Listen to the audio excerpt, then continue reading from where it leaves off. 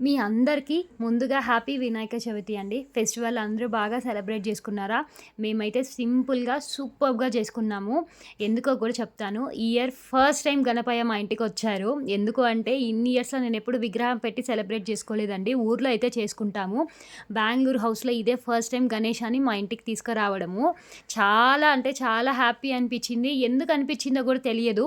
నిన్న ఊరు నుంచి వస్తుంటే మేమెటు చూసినా సరే గణపయ్య విగ్రహాలు అలా వెళ్తున్నాయి. షాపుల్లో ఉన్నాయి. చూడంగానే చాలా సంతోషం అనిపిచ్చింది.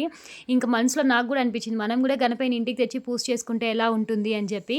ఇంకేముంది మనసులో అలా అనుకున్నాం. స్వామివారికి గూడా మా ఇంటికి రావాలనిపిచ్చిందేమో. ఇంక మా హస్బెండ్ అయితే మార్నింగ్ ఎళ్లి బజార్‌కెళ్ళి తీసుకొచ్చేసారు. నేను ముందుగానే చెప్పాను. స్వామివారు ఇట్లా పెయింట్లు అవేవి లేకుండా సింపుల్‌గా ఉండాలి. చాలా బావుండాలని జెప్పాను.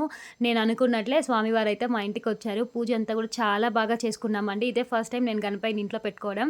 స్వామివారికి ఇష్టమైన నైవేద్యాలన్నీ గూడా చేశా నేను. కుడుములు గూడా చేశాను. చాలా బాగా కుదిరాయండి అన్నీ గూడా. సో, నేను ఎవ్రీ ఇయర్ ప్రసాదాలైతే అన్ని రకాలు చేస్తాను గానీ, స్వామివారిని ఎప్పుడు పెట్టుకోలేదు. ఇదే ఫస్ట్ టైము.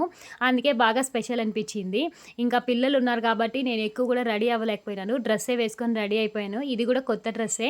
అండ్ జ్యువెలరీ అయితే గోల్డ్ పెట్టుకున్నాను. స్వామివారు స్పెషల్, ఇంకా నేను గూడా స్పెషల్‌గా రెడీ అవ్వాలని జెప్పి ఇలా అయితే రెడీ అయ్యాను. ఇంతటికి నా డ్రెస్సు, నా గోల్డ్ జ్యువెలరీ ఎలా ఉందో కింద కామెంట్ జేయండి. సో, మీరందరూ గూడా ఫెస్టివల్ బాగా సెలబ్రేట్ చేసుకున్నారనుకుంటున్నాను. ఐ హోప్ మీకు ఈ వీడియో నచ్చితే మాత్రం ప్లీజ్ లైక్, షేర్ చేసి సబ్స్క్రైబ్ జేసుకోండబ్బా!